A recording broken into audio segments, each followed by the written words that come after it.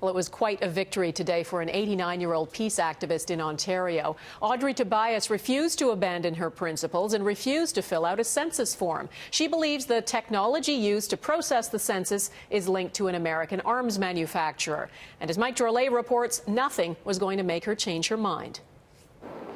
89 years old and facing 3 months in jail, Audrey Tobias had only one thought. My question was, do I bring all my pills? 2 hours later, she emerged from court and for the first time since her judicial ordeal began, appeared genuinely stunned. Oh, goodness gracious. Few, including her own lawyer, had expected an acquittal on charges arising out of her refusal to fill out the 2011 census. It was an unusual judgment in my view. He described our charter arguments as Hail Mary passes, and he didn't catch it. Instead, he relied on a technicality to acquit her, reasoning her intent was unclear, even as she says this. In my own mind, I thought I knew exactly what I was doing.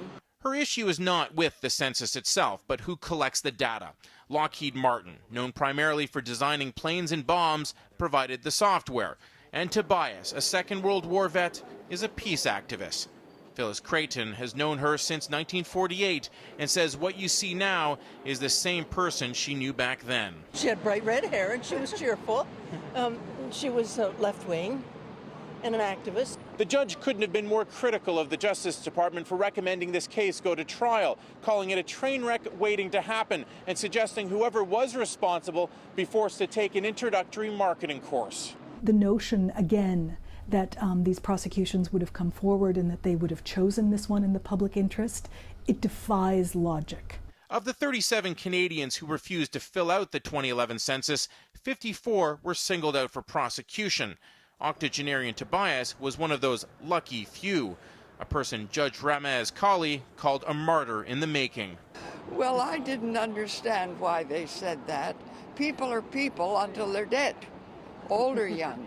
And that's why Tobias promises to keep fighting for what she believes. Age be damned. Mike Drolet, Global News, Toronto.